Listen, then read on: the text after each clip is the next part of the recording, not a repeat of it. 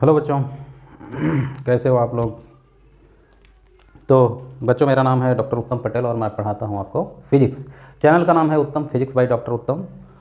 जैसा कि आपको पता है कि हम प्रीवियस वीडियो में इलेक्ट्रोस्टैटिक्स के बारे में डिस्कशन कर रहे थे और 2-3 वीडियो ऑलरेडी इलेक्ट्रोस्टैटिक्स के बारे में मैं पढ़ा चुका हूँ। तो बच्चों, जिन बच्चों को अगर ये सब वीडियो पता नहीं है, चैनल पता नहीं है, तो वीडियो के लास्ट में एंड पे वहाँ पे मैं लिंक दिया रहता हूँ, वहाँ से आप जो है पीछे के वीडियो देख सकते हैं। अदरवाइज आपको चैनल सर्च करना रहेगा, उत्तम फिजिक्स बाय डॉक्टर उत्तम, ब्लू कलर का लोगो मिलेगा। चैनल पे जाएंगे तो पूरी प्लेलिस्ट रहेगी, पूरा पार्ट रहेगा, वहाँ से आप मैकेनिक्स वो सारी चीज़ें जो चैप्टर वाइज सारा चीज़ दिया हुआ है। जैसा कि आपको पता है, हमारी वीडियो की सबसे खास बात ये होती है कि हम थ्योरी तो पढ़ाते ही हैं पूरा एक्सप्लेन करके अच्छे से विथ एग्जांपल, और लास्ट में मैं कम से कम 30-40-50-60 क्वेश्चन ऐसे कराते हैं जो कि बहुत ही इंपॉर्टेंट होते हैं और वो जो प्रीवियस ईयर्स में आए हुए होते हैं।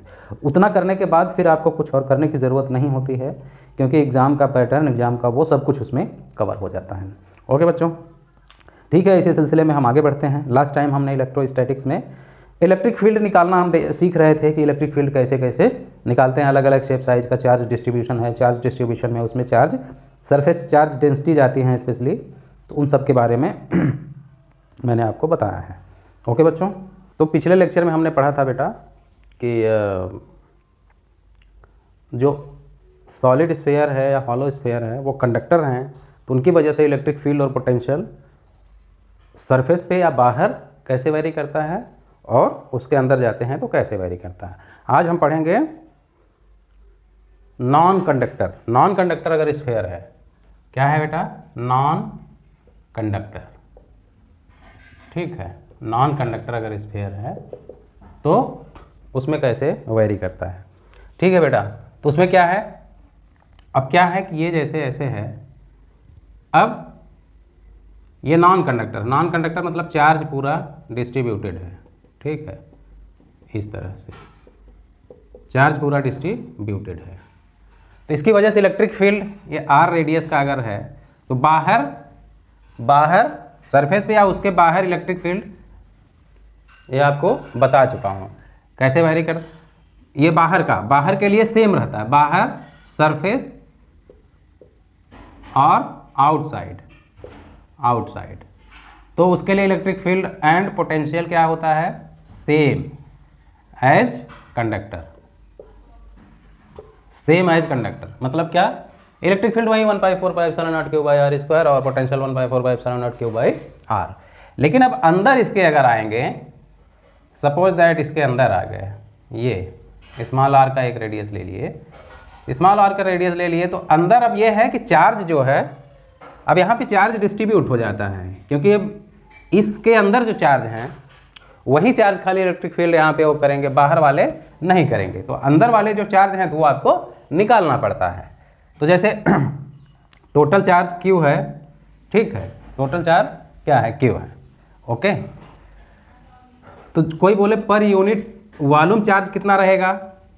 चार्ज पर यूनिट वॉल्यूम, हमको टोटल चार्ज पता है, तो चार्ज पर यूनिट वॉल्यूम वो निकालना पड़ेगा। पर यूनिट वॉल्यूम का अगर पता चल जाए तो इतने वॉल्यूम में निकाल लेंगे पर यूनिट वॉल्यूम। तो टोटल चार्ज Q है बाई 4/3πr³। ठीक है, चार्ज पर यूनिट वॉल्यूम यही होगा। अब चार्ज पर यूनिट वॉल्यूम हो गया। अब क्या होगा बेटा? अब ये वॉल्यूम जो छोटा r बन रहा है अंदर वाला, उसका वॉल्यूम कितना होगा? वॉल्यूम कितना होगा? 4/3πr³। ठीक है, तो पर यूनिट चार्ज अगर इतना है तो इतने वॉल्यूम में चार्ज कितना होगा? Q डैश अगर कोई बोले तो Q डैश कितना होगा? पर यूनिट वॉल्यूम चार्ज को ही सिग्मा बोलते हैं। ठीक है, ये भी आपको पता है, वॉल्यूम चार्ज डेंसिटी। ठीक, तो अब यहाँ पे हम क्या करें कि ये हो गया, तो Q डैश कितना होगा? पर यूनिट वॉल्यूम में जितना चार्ज है इनटू दैट वॉल्यूम, तो क्या हो जाएगा? Q/4/3πr³ into 4/3πr³। तो 4/3 से कट जाएगा, कितना आएगा? Q by q into r cube बटे आर क्यूब, ये चार्ज हुआ, ये इतने वॉल्यूम में चार्ज हुआ, तो इतने वॉल्यूम के अंदर उतना चार्ज हुआ, तो इलेक्ट्रिक फील्ड क्या होगा, क्यू डैश जब निकल गया तो वही करोगे 1/4 pi epsilon naught Q dash by ये वाला आर स्क्वायर, ठीक, अंदर वाले का जो रेडियस है वहीं स्क्वायर करोगे। अब क्यू डैश की वैल्यू यहाँ पे क्यू डैश की वैल्यू ये रख दो, तो क्या हो जाएगा 1/4 pi epsilon naught, Q dash की जगह पे लिख देंगे क्यू आर क्यूब, नीचे ये आर स्क्वायर है ही इंटू आर क्यूब, तो फाइनली क्या आ गया 1/4 पाई एप्सिलॉन नॉट क्यू, एक दो आर से दो आर चला गया तो एक आर बचेगा, q r by r cube, ये हुआ इलेक्ट्रिक फील्ड। तो कहीं भी r is less than r अगर है, अंदर जाओगे तो अंदर क्या एक तरह से यहाँ पे देखो क्या हुआ, E is proportional to r, E is proportional to r, r के साथ लीनियरली वेरी करता है, ठीक है, ये हो गया। इसी तरह इसका पोटेंशियल, तो पोटेंशियल भी अंदर कैसे वेरी करता है, जब किसी उसमें जाते हैं तो पोटेंशियल का फार्मूला क्या होता है 1/4 pi epsilon naught into 3r square minus r square by 2r cube, ठीक है।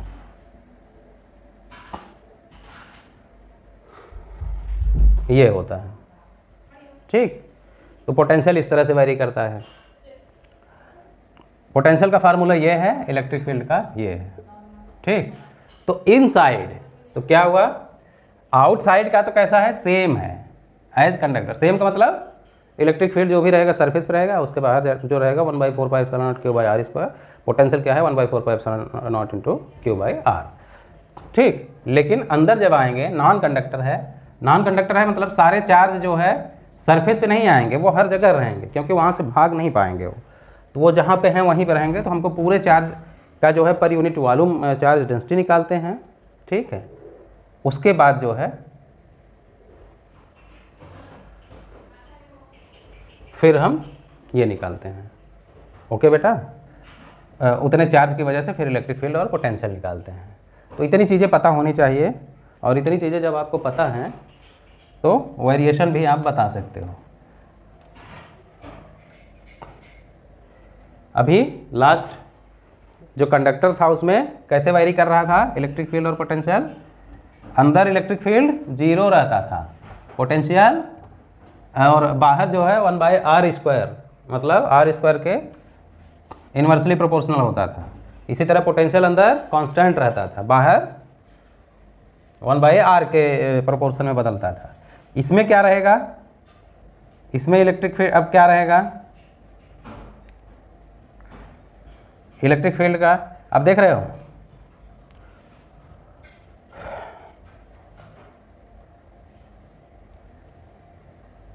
गोला सेंटर में बना है, ठीक है। तो अगर नॉन कंडक्टर है तो बेटा क्या हुआ, इधर आर है, इधर इलेक्ट्रिक फील्ड है, तो आर सरफेस के बाहर अगर आ जाता है तो वो तो उसी तरह बदलता है 1/r स्क्वायर के हिसाब से, ठीक है। लेकिन उसके अंदर है तो क्या होता है, जित आर इसके प्रोपोर्शनल है, मतलब आर बढ़ेगा तो ई बढ़ेगा, आर बढ़ेगा तो ई बढ़ेगा, तो ये ऐसे बढ़ता है, कैसे बढ़ता है, ऐसे, ठीक है, इस तरह से बढ़ता है। ये एक स्ट्रेट लाइन मिलता है। इलेक्ट्रिक फील्ड और इसका ग्राफ देखोगे तो अंदर कैसे बढ़ता है, ऐसे। और वहीं अगर कंडक्टर रहता था, कंडक्टर होता सॉलिड या हॉलो जो भी होता, तो उसमें क्या होता था, उसमें हमें पता है कि इलेक्ट्रिक फील्ड अंदर 0 होती थी। क्यों, क्योंकि सारे चार्ज जो है बाहर चले जाते हैं। इसमें सारे चार्ज बाहर नहीं जाते हैं, ये हर जगह रहते हैं क्योंकि नॉन कंडक्टर है, और इसमें सारे चार्ज बाहर आ गए हैं। तो बाहर आ गए हैं बेटा, तो सरफेस या उसके बाहर तो इलेक्ट्रिक फील्ड ऐसे ही बदलेगा, कैसे, E proportional to 1/r square, ठीक है। यहाँ भी E proportional to 1/r square, लेकिन अंदर E प्रोपोर्शनल टू r, यहाँ अंदर क्या है अंदर कुछ नहीं है, इलेक्ट्रिक फील्ड जीरो है, इलेक्ट्रिक फील्ड जीरो है, ठीक है। तो अंदर कुछ भी नहीं होता, मतलब यहीं से शुरू होता है इलेक्ट्रिक फील्ड, सरफेस से। और यहीं जब पोटेंशियल की बात होती थी कंडक्टर में, तो पोटेंशियल का क्या होता था, जहाँ इलेक्ट्रिक फील्ड जीरो है वहाँ पोटेंशियल क्या होगा, कांस्टेंट होगा।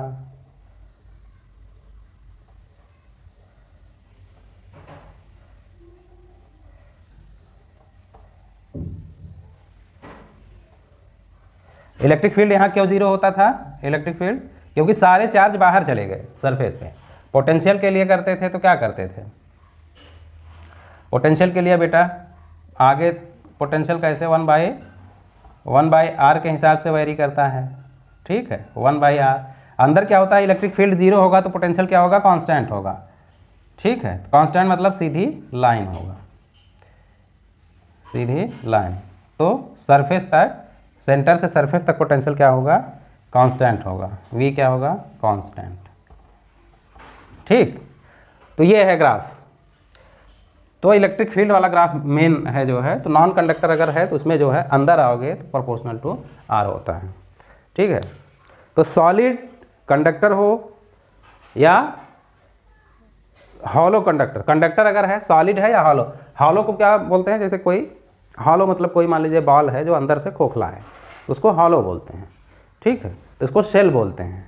और वहीं पूरा मतलब सॉलिड अगर है तो, लेकिन मैंने क्या देखा, सॉलिड है या हॉलो है, अगर दोनों कंडक्टर हैं तो दोनों के लिए कंडीशन सेम है, इलेक्ट्रिक फील्ड और पोटेंशियल के फार्मूले सेम हैं, कुछ भी नहीं बदलते, ठीक है बेटा,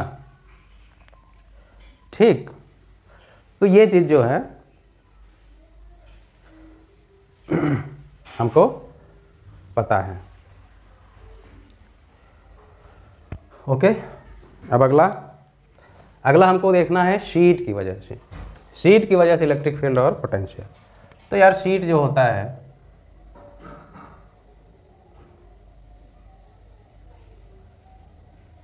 शीट की वजह से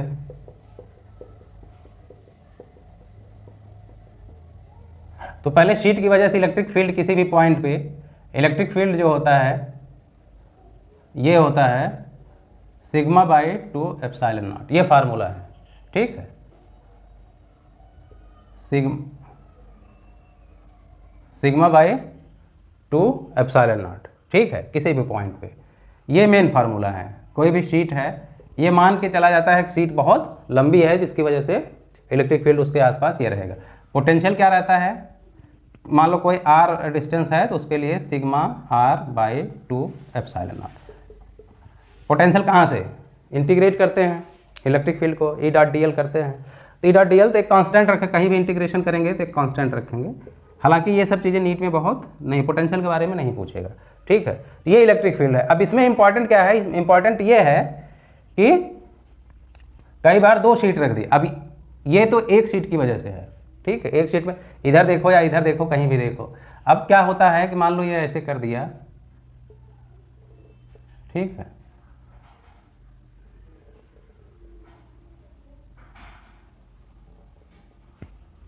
ठीक, अब ऐसे कर दिया,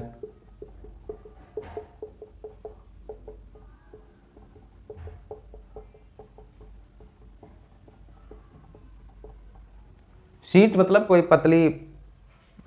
पतला मेटल है उसको फैला के शीट कर दिए। अब 3 पॉइंट ले लें, ए, इधर बी, इधर सी। अब कोई बोले कि इलेक्ट्रिक फील्ड क्या होगा ए पर, ई ए, इसकी वजह से इलेक्ट्रिक फील्ड का डायरेक्शन तो ये होगा, इसकी वजह से भी प्लस है तो दूर ही रहेगा, तो ये होगा। तो ई ए पे जो भी इलेक्ट्रिक फील्ड होगा σ/2 epsilon naught plus σ/2 epsilon naught, तो क्या हो गया 2 σ/2 एप्सिलॉन नॉट, तो 2 से 2 कट गया, क्या आ गया, तो ई ए क्या आ गया σ/एप्सिलॉन नॉट, ये ई ए हो गया। बी पे अगर देखेंगे तो इसकी वजह से इलेक्ट्रिक फील्ड इधर जाएगी, इसकी वजह से, तो बी पर भी क्या हो जाएगा, ई बी के बराबर ही होगा ये, ठीक। अब पॉइंट आता है सी पे, तो सी पे निकालना हुआ ई सी, इसकी वजह से इलेक्ट्रिक फील्ड इधर होगा, इसकी वजह से इलेक्ट्रिक फील्ड इधर होगा, ठीक। तो क्या हो जाएगा, अब दोनों के चार्ज, सरफेस चार्ज डेंसिटी अगर सिग्मा सिग्मा ही है तो ये होगा, ठीक। तो यहाँ पे बीच में क्या हो जाएगा किसी भी पॉइंट पे, तो इसकी वजह से सिग्मा बाई 2 एप्सिलॉन नॉट, एक की वजह से इधर और दूसरे की वजह से उधर, sigma by 2 epsilon not, 2 epsilon naught, ठीक। तो ये क्या हो जाएंगे, कैंसिल हो जाएंगे, 0 हो जाएंगे, ओके। अब इसी चीज को अगर हम क्या कर दें,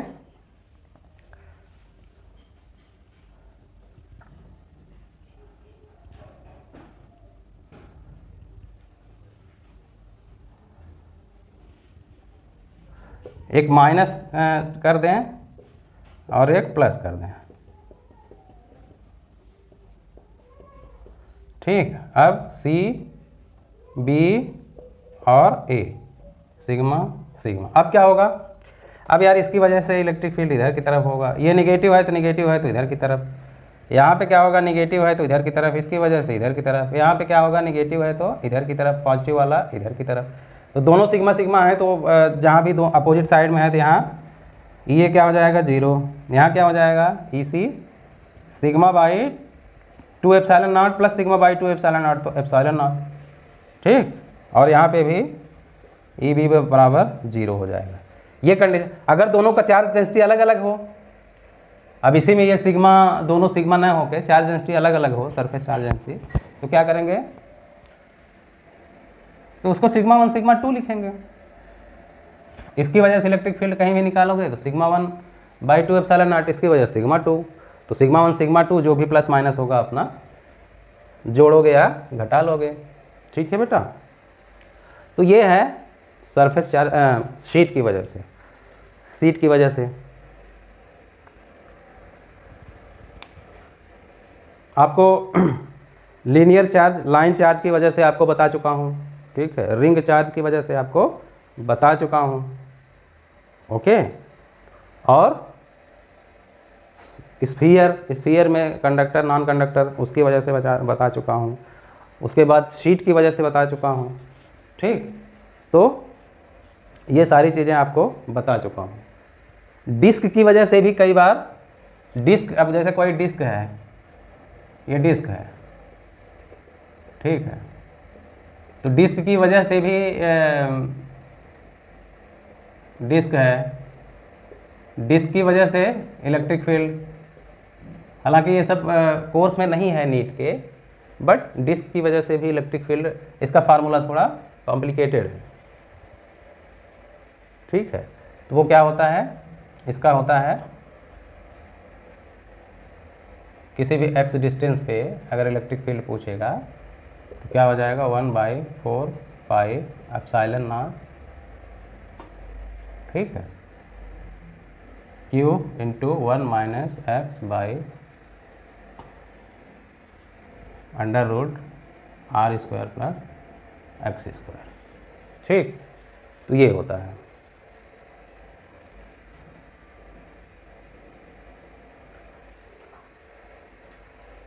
तो डिस्क की वजह से ये होता है electric field.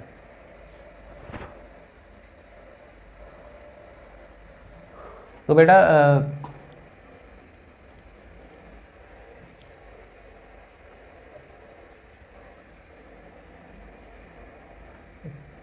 Q by r square यहाँ रहेगा, q by r square into under root r square plus x square का ये, ठीक। हालांकि ये सब अपने को याद नहीं करना है, ये सब अपने को याद नहीं करना है। ये 1 minus q by r square into 1 minus x by under root r square plus x square, ये, ठीक है। ये इलेक्ट्रिक फील्ड होता है डिस्क की वजह से। तो ये हो गया due to various size and shape की वजह से निकाला जाता है।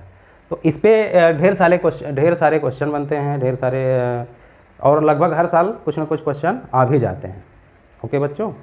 तो उसको आपको ध्यान से देखना पड़ेगा। अब सपोज एक चार्ज है प्लस क्यू, ठीक है। अब इससे आर डिस्टेंस पे मुझे इलेक्ट्रिक फील्ड निकालना है, ठीक है।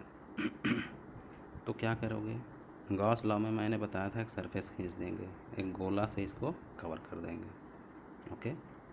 अब गॉस लॉ के हिसाब से मैंने आपको बताया है total electric flux is equal to E dot d A. Okay, इसका पूरा इंटीग्रेशन रहता है। डी ए क्या है? Surface area. अगर ये स्फेयर है तो टोटल सरफेस एरिया क्या होगा इसका? 4πr²। ओके, इसको कैपिटल आर कर लेते हैं।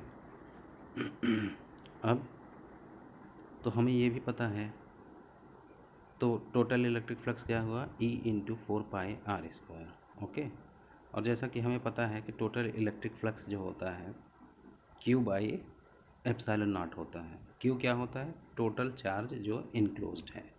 ठीक है, तो ये इसके बराबर हुआ, तो यहाँ से E बराबर क्या हुआ? 1/4πε0 इंटू Q/r²। ठीक है, तो इस तरह से एक पॉइंट चार्ज है, तो पॉइंट चार्ज को एक गोले से बंद कर दिया और उसकी वजह से किसी पॉइंट पे हमें ये निकल गया। ठीक, तो स्फेयर चाहे कंडक्टिंग स्फेयर हो, वो सॉलिड हो या हॉलो हो। ठीक है, दोनों ही कंडीशन में हमेशा होता क्या है कि चार्ज जो होता है उसका charge always resides on outer surface. Okay, ये याद आप रख लो। तो किसी भी कंडीशन में अगर कंडक्टिंग स्फेयर है, सॉलिड है या हॉलो है, तो दोनों कंडीशन में चार्ज आउटर सरफेस पे आ जाता है। अब यहाँ ये पॉइंट चार्ज जो था, ये एक तरह से कैसे प्रेजेंट कर रहा है? अगर ये स्फीयर होता ये, उस पर भी क्यू चार्ज होता तो उसका भी इलेक्ट्रिक फील्ड सेम ऐसे ही निकलता जैसे ये आया हुआ है। तो इस तरह से ये एक कैसा लग रहा है? जैसे लग रहा है कि प्लस चार्ज इस गोले पर रखा हुआ है, मतलब अंदर रखे हुए चार्ज का कोई मतलब नहीं है। सरफेस पे क्यू चार्ज रखा हुआ है, जिसकी वजह से इलेक्ट्रिक फील्ड अभी भी उतना ही आएगा जितना कि आप सेंटर की वजह से निकालते। इसको समझने के लिए आपको समझना पड़ेगा। समझ लीजिए एक चार्ज है, उस चार्ज को आपने पूरी तरह से एक बॉक्स में बंद कर लिया है। ठीक है, बॉक्स बोले तो गोले के अंदर कवर कर लिया। अब उसके बाद क्या होगा? उसके बाद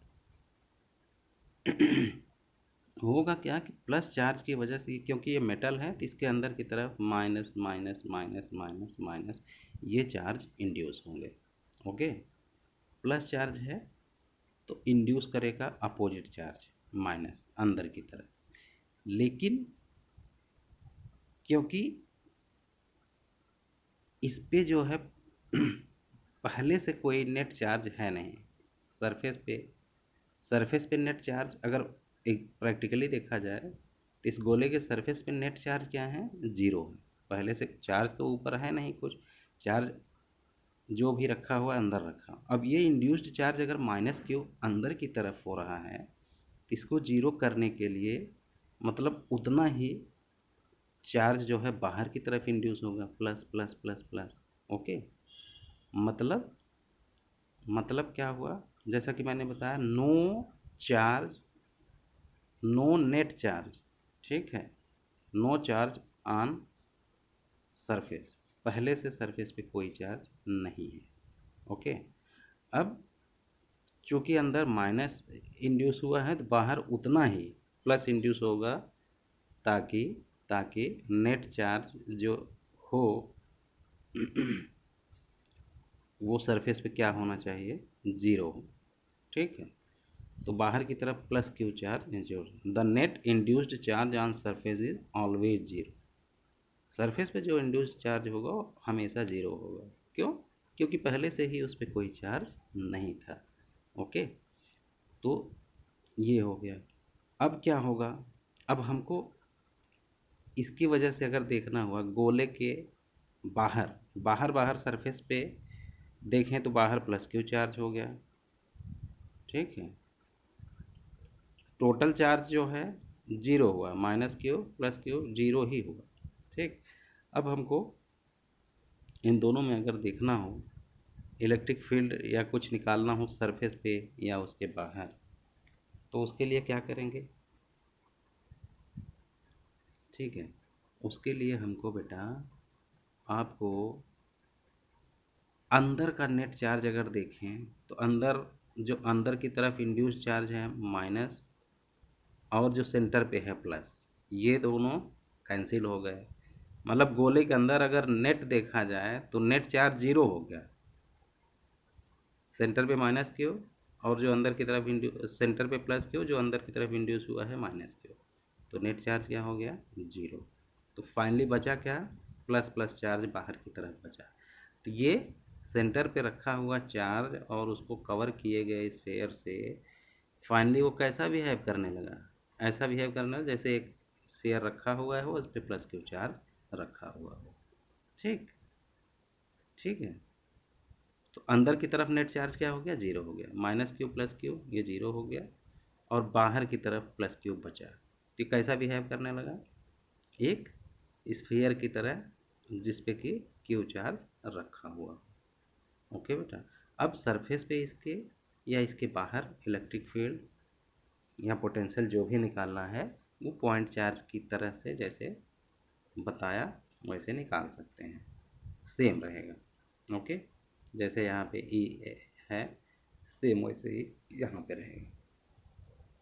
तो ये इंड्यूस्ड चार्ज का कॉन्सेप्ट आपको पता होना चाहिए।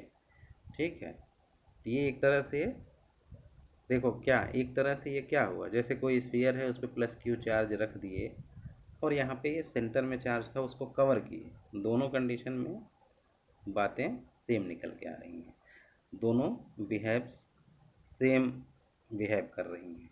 ओके, तो इन दोनों में कोई अंतर नहीं है। ओके बेटा, इतनी बात आपको समझ में आ जानी चाहिए। ओके, ठीक है। अब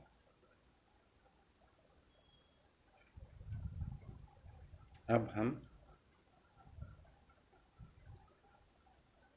मतलब बातें वही हैं घुमा फिरा के डायरेक्टली आपको समझाने के लिए कि अंदर अगर चार्ज रखा हुआ है सेंटर पे तो भी। ओके, अब आ जाते हैं हम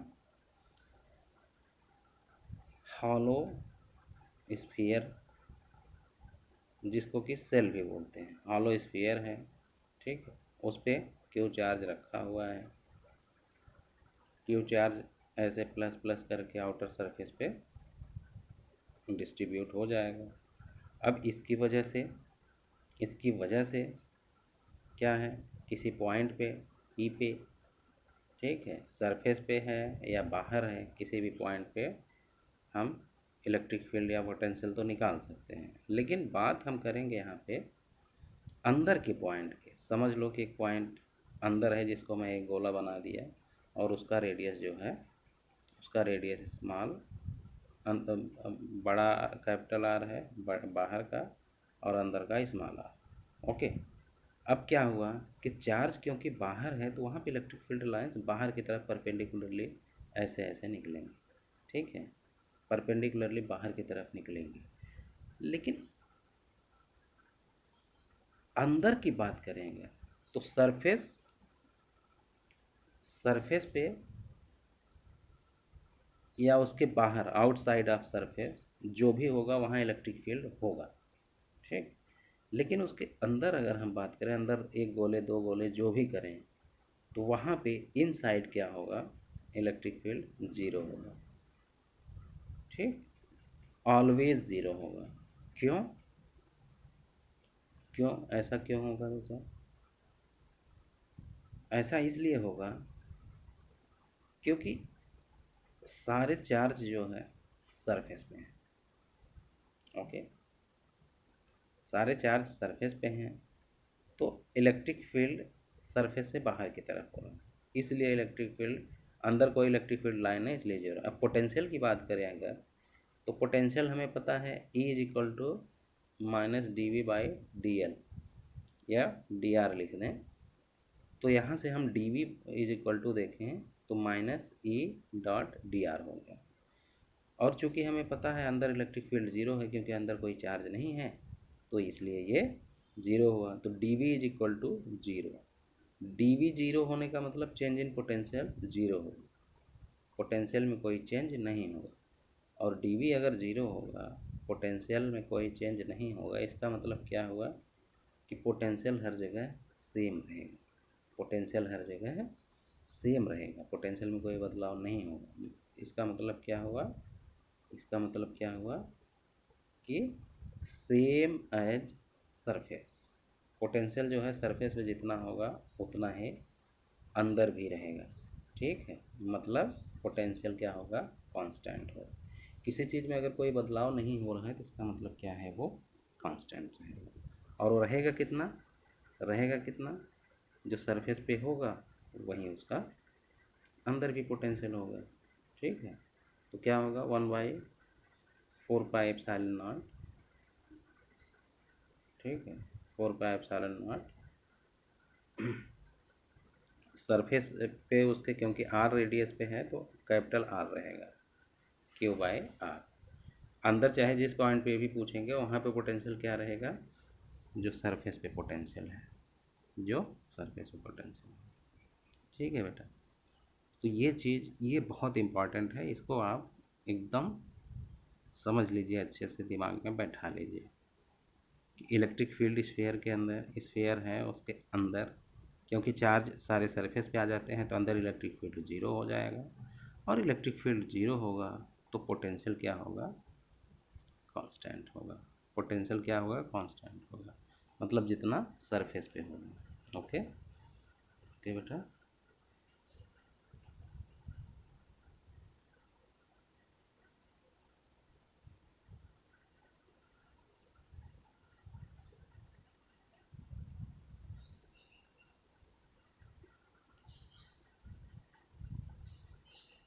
अब अब क्या करते हैं, इतनी चीज़ें आप समझ गए हैं तो अब कुछ इम्पॉर्टेंट पॉइंट्स हैं पोटेंशियल से रिलेटेड, वो आपको पता होना चाहिए। ठीक है, उसमें कंडीशंस हैं। अब जैसे नंबर वन कंडीशन, ठीक है, नंबर वन कंडीशन में क्या है कि दो कॉन्सेंट्रिक स्फीयर है। ठीक है, मतलब एक स्फीयर है और इसके ऊपर से एक और स्फीयर से इसको कवर कर दिए। ठीक, कवर कर दिए। अंदर वाले का रेडियस ए है, बाहर वाले का रेडियस बी है। ठीक, अब क्या करना है, अंदर वाला, अंदर वाले पे, ठीक है, अंदर वाले पे अगर प्लस क्यू चार्ज है, ठीक है, तो अब ये पॉइंट समझ लो, अंदर का ए है और बाहर का बी है, तो हमें क्या बताना है, पोटेंशियल वी ए और पोटेंशियल वी बी। मतलब अंदर ए पॉइंट पर क्या पोटेंशियल होगा और बी पॉइंट पे क्या पोटेंशियल होगा, ये हमको बताना है। ओके, ठीक है बेटा, अब क्या होगा कि ये चार्ज जो है अंदर वाले स्फीयर पे, उसकी वजह से पोटेंशियल ए पे अगर देखेंगे तो वो तो अंदर वाले सरफेस, अंदर वाले स्फीयर के सरफेस पे है। ठीक है, तो अंदर वाले स्फीयर के सरफेस पे है तो सरफेस पे सीधा सीधा जो पोटेंशियल होगा वो लिख देंगे, क्या होगा, Q/4πε0, दोनों में कॉमन रहेगा, 1/4πε0। ठीक है, Q/A, क्योंकि छोटे वाले गोले के वो सरफेस पे है तो छोटे वाले का रेडियस लेंगे। ठीक, अब ये चार्ज जो अंदर चार्ज है प्लस क्यू, ये चार्ज बाहर वाले पर भी इंड्यूस होगा, बाहर वाले पर भी ये इंड्यूस होगा। ओके,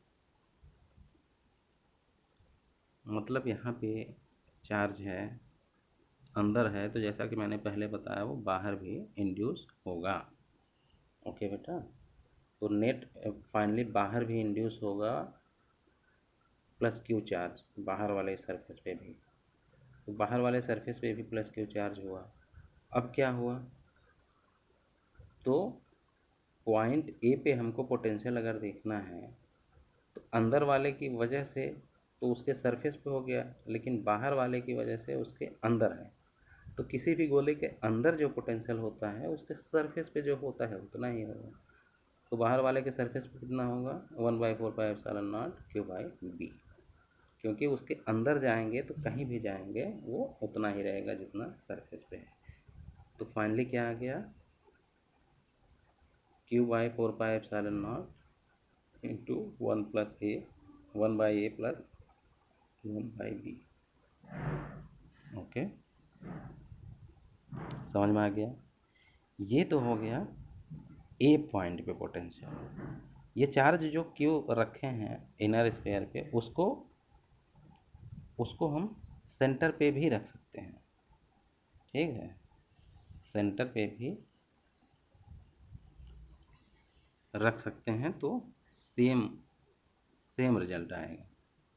ओके, अब देखिए बी पॉइंट पे पोटेंशियल लिखना हुआ तो अंदर वाले की वजह से अगर लिखोगे तो अंदर वाले की वजह से तो बाहर हुआ, सरफेस के बाहर, तो जो डिस्टेंस है वो लिखेंगे। तो Q/4πε0 इंटू 1/b प्लस, और बाहर वाले की वजह से तो उसके सरफेस पे ही है, तो Q/4πε0 इंटू 1/b। ठीक है, तो ये हुआ। ओके बेटा, तो ये कंडीशन हुई पोटेंशियल हमको अंदर और बाहर दोनों कंडीशन में, दोनों पॉइंट्स पे निकालने के सिचुएशन में। ओके,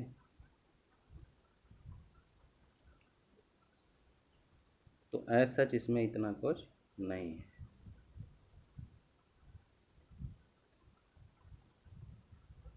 अब वी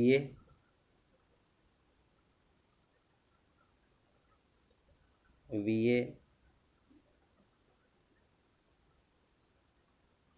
बाहर वाले की वजह से जो बाहर होगा सरफेस पे उतना ही अंदर भी रहेगा। ठीक है, सिर्फ बाहर वाले की वजह से अगर अंदर देखें पोटेंशियल तो क्या होगा।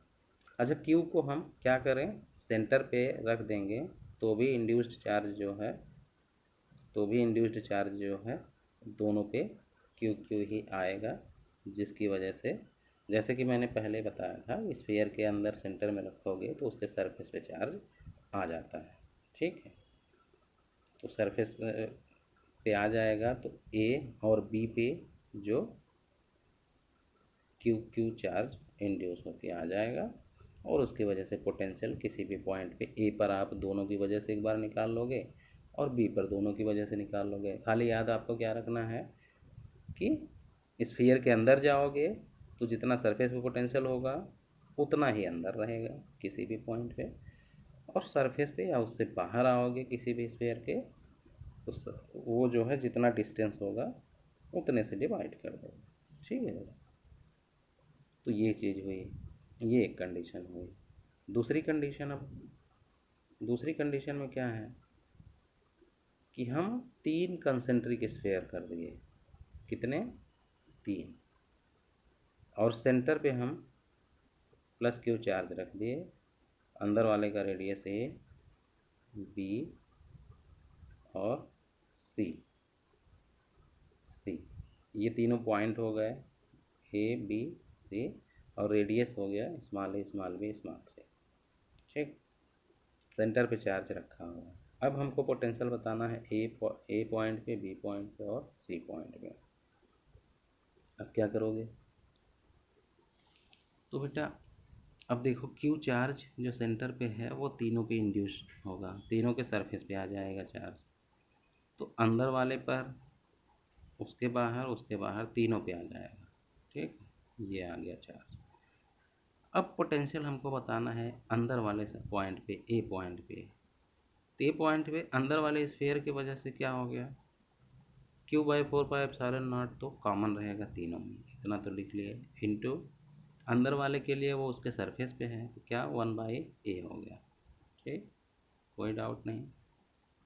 अब दूसरे वाले स्फीयर की वजह से देखेंगे तो वो ये पॉइंट ए जो पड़ रहा है उसके अंदर पड़ रहा है, तो अंदर पड़ेगा तो इसका मतलब क्या है, उसके सरफेस पे जो होगा वही अंदर भी रहेगा, तो सरफेस पे 1/b रहेगा। ठीक है, प्लस 1/b, सरफेस पे जितना रहेगा उतना ही अंदर भी रहेगा। इसी तरह तीसरे गोले की बात करें तो तीसरे गोले के अंदर ही वो भी पड़ रहा है पॉइंट, तो तीसरे गोले के सरफेस पे जितना होगा वो वहीं पूरा अंदर भी रहेगा, तो क्या हो गया, प्लस 1/c। ठीक, ये हो गया। इसी तरह बी पॉइंट पे अगर हम देखें तो Q/4πε0। ओके, अब पहले ए वाले स्फेयर, छोटे वाले स्फेयर की वजह से तो वो पॉइंट बाहर पड़ रहा है उसके, तो बाहर पड़ रहा है तो जितना डिस्टेंस है, बी डिस्टेंस है, बी रेडियस है, तो बी से ही डिवाइड कर देंगे। ठीक है, तो क्या करेंगे, 1/b प्लस दूसरे वाले स्फेयर की वजह से वो तो उसके सरफेस पे ही है, तो प्लस 1/b, और तीसरे वाले स्फेयर के लिए क्या है, सरफेस के अंदर है, सरफेस के अंदर है तो जितना सरफेस पे होता है वहीं 1/c लिख देंगे। ठीक, ये हो गया। अब क्या करेंगे,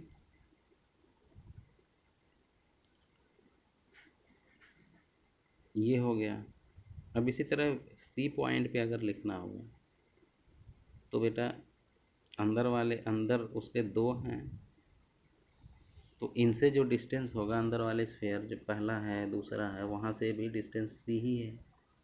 ठीक है, तो जो सी डिस्टेंस है उनके बाहर है, तो सी डिस्टेंस के हिसाब से हम करेंगे, तो क्या करेंगे, Q/4πε0 1/c, दूसरे वाले के भी बाहर है तो सी डिस्टेंस ही लेंगे सी, और तीसरे वाले के भी बाहर है तो सी ही लेंगे, प्लस 1/c।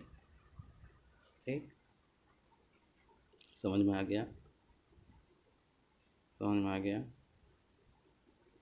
ओके, तो इसमें पहले वाले में क्या था, दो गोले थे तो इंड्यूस चार्ज हुआ प्लस प्लस दोनों पे, और उसकी वजह से पोटेंशियल देखें। ठीक है, और इसी तरह पोटेंशियल हम निकाल लेते हैं किसी भी पॉइंट पे। इसी तरह दूसरे में भी, इसमें तीन थे तो तीनों में भी हम निकाल लिए। ठीक, तो इसमें बहुत ज़्यादा कन्फ्यूजन नहीं होना चाहिए, बहुत सिंपल है, बहुत आसान है। ओके,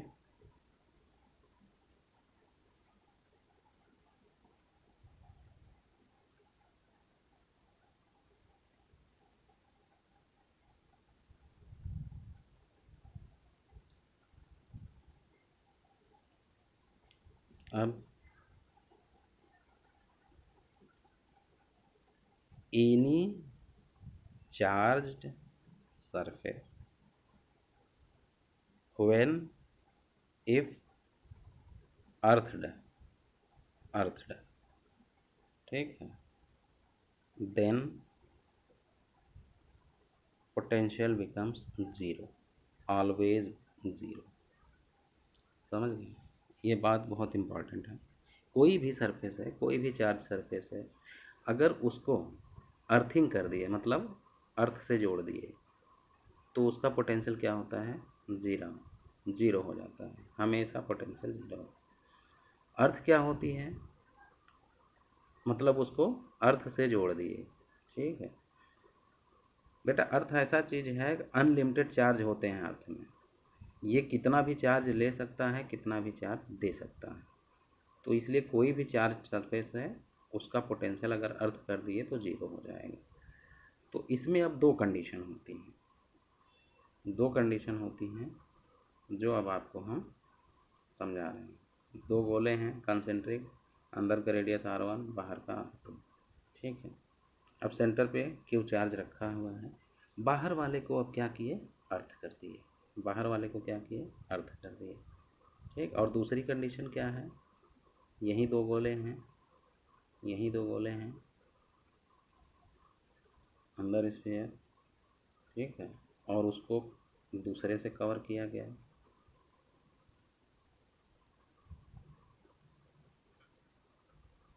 इस तरह से अब अंदर वाले को अर्थ कर दिए। ठीक, यहाँ भी R1 R2, okay, R1 R2। पहले में हम देखते हैं,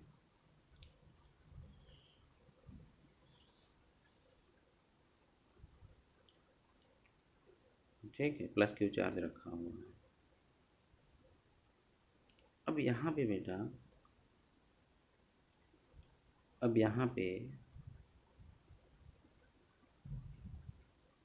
प्लस क्यू चार्ज रखा हुआ है, तो ये चार्ज अंदर वाले के सरफेस पे आ जाएगा, ठीक है, अंदर वाले के सरफेस पे आ जाएगा, ओके। तो ये सरफेस पे इसके आ जाएगा, अंदर की तरफ माइनस होगा, बाहर की तरफ प्लस होगा। तो ये इस तरह से, जैसा कि मैंने पहले बताया था। और वहीं फिर बाहर भी, बाहर वाले स्फेयर पे भी अंदर माइनस, बाहर प्लस आ जाएगा। अब ये जो बाहर प्लस प्लस आ रहा है एकदम बाहर वाले पे, वो क्या हुआ कि अर्थ से कनेक्ट हो गया। अर्थ से कनेक्ट हो गया तो क्या हो जाएगा, अर्थिंग कर दिए अगर उसका, तो वो चार्ज जो है अर्थ में चला जाएगा। तो वहाँ पे चार्ज क्या होगा कि बाहर आउटर सरफेस का जो चार्ज था वो क्या हो जाएगा, ख़त्म हो जाएगा, ज़ीरो हो जाएगा, ठीक है। तो खाली कौन सा चार्ज बचेगा, वो ज़ीरो हो गया, ठीक है। तो माइनस क्यू चार्ज बचेगा, माइनस क्यू चार्ज बचेगा बाहर वाले सरफेस पे, ठीक है। अगर ऐसे भी आपको कन्फ्यूजन हो रहा है तो मान लिए हम उस पर क्या है कि क्यू डैश चार्ज है, लेकिन इतना पता है कि कनेक्ट करने, अर्थ करने के बाद पोटेंशियल जीरो हो गया, ठीक। हमें नहीं पता कि उस पर माइनस क्यू चार्ज है प्लस क्यू। अब पोटेंशियल अगर हम लिखें, पोटेंशियल हम बाहर वाले के लिए लिखें तो क्या लिखेंगे, अंदर वाले स्फीयर की वजह से क्यू बाई 4πε0 इंटू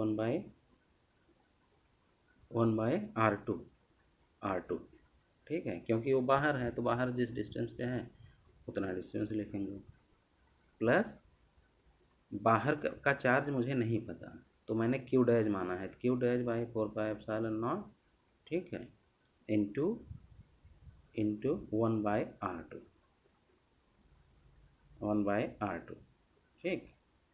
तो ये पोटेंशियल है आउटर स्फेयर पे। हम क्या निकाल रहे हैं, क्यू डैश निकालने के लिए ये सब कर रहे हैं। क्यू डैश जो है, क्योंकि हमें चार्ज नहीं पता है। एक तो मैंने बताया कि माइनस क्यू चार्ज आएगा इंड्यूस से, वहाँ से समझ सकते हैं। अगर आपको उस पर डाउट है तो उसको हम प्रूव कर दें। अब ये पोटेंशियल जीरो होना चाहिए क्योंकि अर्थड है, तो इसको जीरो के बराबर कर दिए। तो अब क्या होगा, 1/4πε0 into q by r2 is equal to minus 1/4πε0 into q dash by r2, okay.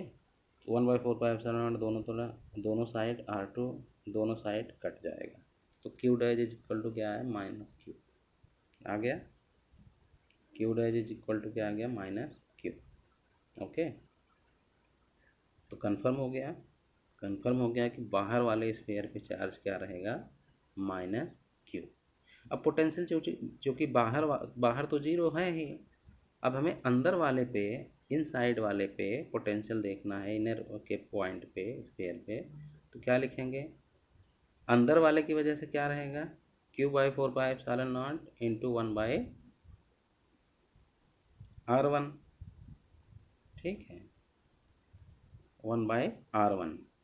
लेकिन बाहर वाले की वजह से क्या होगा, माइनस 1/r2, ठीक है। चार्ज क्योंकि माइनस है तो पोटेंशियल माइनस हो जाएगा उसका, चार्ज माइनस क्यू है ना आउटर वाले पे, इसलिए क्या हो गया बेटा, इन साइड पे Q/4πε0 into 1/r1 minus 1/r2। अब दूसरे कंडीशन में आ जाते हैं। दूसरे कंडीशन में भी उसी तरह मान लिए बाहर वाले पे क्यू चार्ज इंड्यूस हुआ, लेकिन अंदर वाले पे कितना चार्ज होगा, अंदर वाले पे कितना चार्ज होगा, क्या मान लेंगे, मान लिए हमें पता नहीं है, ठीक है, हमें पता नहीं है, बट इतना पता है कि अंदर वाला अर्थ है तो उसका पोटेंशियल क्या होना चाहिए, जीरो। तो चार्ज मान लीजिए क्यू डैश हो गया, चार्ज क्यू डैश हो गया। और चूँकि चूँकि ये अर्थड है तो पोटेंशियल क्या होना चाहिए, ज़ीरो होना चाहिए। ओके, ओके बेटा।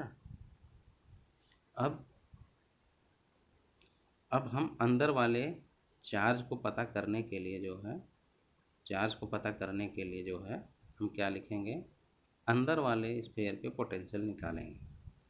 अंदर वाले सरफेस पे पोटेंशियल ज़ीरो करना पड़ा करके निकालेंगे। तो क्या लिखेंगे अंदर वाले सरफेस के लिए, 1/4 क्यू डैश बाय R1, ठीक। और बाहर वाले की वजह से क्या होगा, 1/4 क्यू बाई R2, क्योंकि R2 ये जो अंदर वाला है वो उसके अंदर है तो सरफेस पे। तो ये टोटल पोटेंशियल क्या है, अर्थड है तो ज़ीरो के बराबर कर देंगे। तो यहाँ से दोनों साइड कट गया तो q dash by R1 is equal to minus q by R2। तो यहाँ से q dash is equal to निकालोगे तो क्या हो जाएगा, minus q R2 by R1 minus q R1 by R2, ठीक है, R1 बाई R2। ओके, अब क्या हो जाएगा, क्यू डैश हमको पता चल गया। तो अब उसकी वजह से अब आउटर सरफेस पे अगर पोटेंशियल हमको निकालना होगा तो क्या हो जाएगा बेटा, Q dash by 4 pi epsilon naught. तो अंदर वाले की वजह से ये हो गया 1/R2, ठीक है, क्योंकि उसके बाहर, और बाहर वाले के लिए तो उसके सरफेस पे ही है तो plus 1/R2। Okay,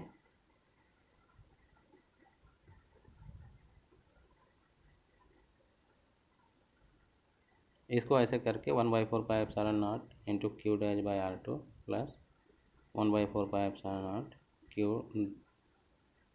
Q by R2, ठीक है। अब यहाँ पे क्यू डैश की वैल्यू रखना है। तो q dash is equal to क्या हो जाएगा, q dash is equal to क्या हो जाएगा, ये वैल्यू रख देंगे तो 1/4 पाई एप्सिलॉन नॉट, ठीक है, क्यू डैश की जगह पे Q R2 by R1 into R2, ठीक, प्लस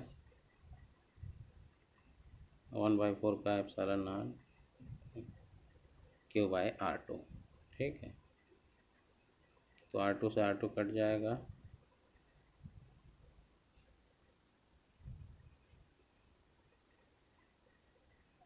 ओके। तो फाइनली क्या आ जाएगा, minus 1/4 pi epsilon naught q by R1 plus 1/4 pi epsilon naught q by R2। Okay, इसको अच्छे से लिखना होगा, क्या हो जाएगा, अच्छे से लिखना हुआ तो क्या हो जाएगा, ये दोनों कॉमन ही है तो क्या हो जाएगा,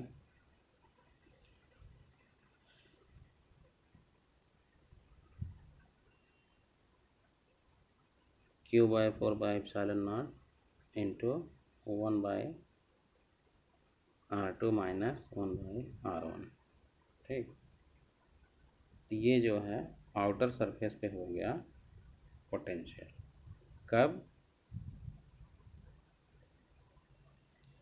ये आउटर सरफेस पे पोटेंशियल हो गया जब इनर वाला अर्थड है और ऊपर का जो है इनर वाले पे पोटेंशियल हो गया जब आउटर वाला अर्थड है, ठीक है, ठीक है बेटा।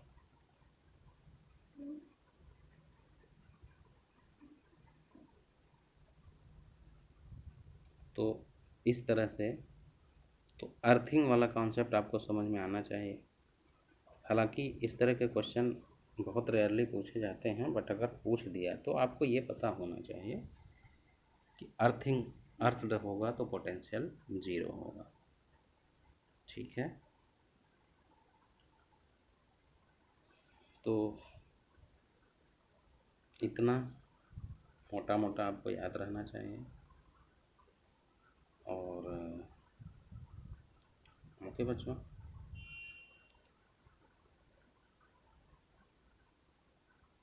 इसको आपको बस समझने की ज़रूरत है। समझे रहेंगे तो क्वेश्चन को आप आता है तो क्वेश्चन को आप सॉल्व कर लेंगे। मतलब इसको बहुत ज़्यादा इस पर स्ट्रेस देने की ज़रूरत नहीं है। ठीक है, तो बच्चों अब नेक्स्ट वीडियो में हम जो है ढेर सारे कुछ एग्जांपल्स देंगे, कुछ अच्छे क्वेश्चंस करेंगे। ओके, और उसके बाद जो है फिर आगे प्रोसीड करेंगे जो भी पार्ट है। ठीक है,